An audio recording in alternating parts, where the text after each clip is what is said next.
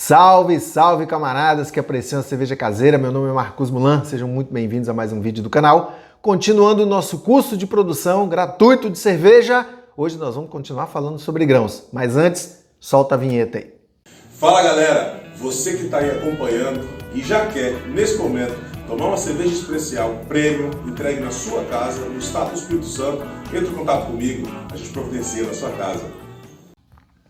Então, na última aula nós falamos que os grãos, principalmente a cevada maltada, acrescenta álcool à nossa cerveja, cor e sabor, basicamente.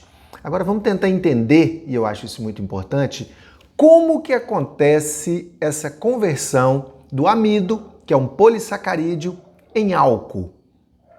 Como é que isso acontece para a gente poder começar a entender a quantidade de cevada que a gente usa na nossa cerveja? As leveduras que vão promover a fermentação da cerveja, elas consomem açúcares simples de até 3 moléculas. O amido é um polissacarídeo, é um açúcar de molécula grande, ele não é consumido pela levedura. Então, para que possa ser transformado esse amido em açúcares pequenos, nós dependemos de conversões químicas. São enzimas que estão presentes na própria cevada maltada, no malte base, que vão converter esses açúcares grandes em açúcares pequenos. Não completamente, sempre haverá açúcares residuais, que vão dar algum corpo para a nossa cerveja, mas haverá uma conversão da maior parte desses polissacarídeos. As duas principais enzimas presentes na cevada são a alfa-amilase e a beta-amilase. A beta-amilase, temperatura ideal de conversão do amido em açúcares menores, acontece na faixa de 62 graus. E a alfa-amilase acontece na faixa de 72 graus. Como que elas trabalham? De maneiras distintas. A beta-amilase quebra os polissacarídeos pelas pontas, então ela gera açúcares pequenos e fermentáveis. Já a alfa-amilase quebra em qualquer lugar, pode quebrar na ponta, pode quebrar no meio, quebra em qualquer lugar. Então ela pode gerar açúcares de cadeias maiores e que não são consumidos. É por isso que a maneira que você vai configurar essas temperaturas de mosturação, você pode ter uma cerveja mais doce, com mais açúcar residual, ou mais seca, que é o que a gente chama na cerveja de corpo. A cerveja, quando tem mais dulçor, ela é uma cerveja mais encorpada. Quando ela é uma cerveja que tem menos dulçor, ela é uma cerveja mais seca, com menos corpo.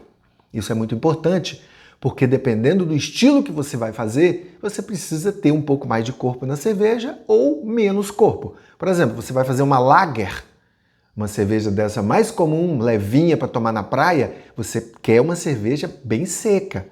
Fácil de beber, levinha, se ela ficar muito doce, ela fica enjoativa. Agora, você vai fazer uma cerveja com alto teor alcoólico, 7 graus de álcool, uma cerveja forte, uma cerveja amarga, você precisa ter o dulçor para equilibrar essa cerveja. É inclusive, com relação ao amargor, o que se chama de BU, equilíbrio BU-GU. Você equilibrar o amargor com o dulçor. Você pode ter 2 cervejas com a mesma receita, a mesma quantidade de lúpulo. Se uma delas você fizer a rampa toda, a mostura toda a 62 graus e a outra toda a 72 graus, você vai ter uma cerveja bem seca, no primeiro caso, e uma cerveja bem encorpada no segundo. Quem tomar as 2 amostras vai ter a impressão que a primeira cerveja é muito mais amarga do que a segunda, quando na verdade o IBU, que é o índice de amargor, é o mesmo. O que acontece é que está tendo um desequilíbrio entre o amargor e o dulçor. Por que é importante você entender isso? Porque na indústria, para otimizar, para ganhar tempo, eles procuram trabalhar em cima das temperaturas ideais de conversão. Então eles colocam um malte, leva a 62 graus esse malte, gira uma pá, porque a cinética favorece a conversão mais rápida, a atuação mais rápida dessas enzimas. Então eles ficam ali, por exemplo, 15 minutos a 62 graus, depois eleva para 72 e fica mais 10, 15 minutos. Essa configuração de quantos minutos vai ficar em 62 e quantos minutos vai ficar em 72 é que define o corpo, a quantidade de açúcar residual.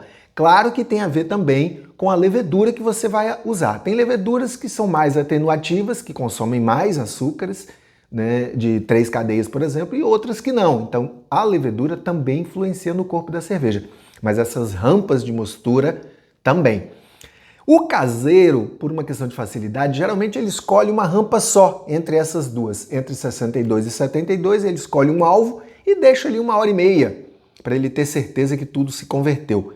Então, o que acontece? Se você pega uma cerveja, você vai fazer uma lager, por exemplo, uma pilsner, você geralmente coloca ali a 63, 64, porque você quer uma cerveja bem sequinha. Agora você vai fazer uma IPA, geralmente você mistura 66 para você ter mais açúcar residual.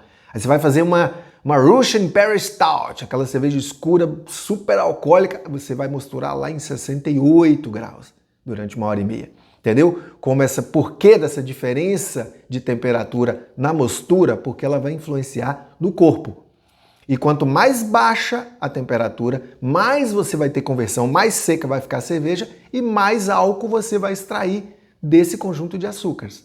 Então, se você quer uma cerveja muito alcoólica e com muito corpo, você vai ter que colocar muito mais cevada na sua receita. A quantidade de cevada aumenta. E como calcular isso? Geralmente se usa um software, um programa de computador que você vai jogando e ele vai calculando para você, de acordo com a temperatura que você vai misturar, a quantidade de álcool que você vai ter da sua cerveja e o corpo residual da sua cerveja. Tá bom? É um assunto um pouquinho mais complexo, mas eu acredito que se você der uma passada aí com calma, você vai pegar. Qualquer dúvida que você tiver, pode deixar nas perguntas ou você pode entrar no nosso grupo de WhatsApp que a gente vai ter o maior prazer para tirar. Tá ok? Então, um abraço para vocês, até a próxima aula. Fiquem em paz sob a luz de Jah.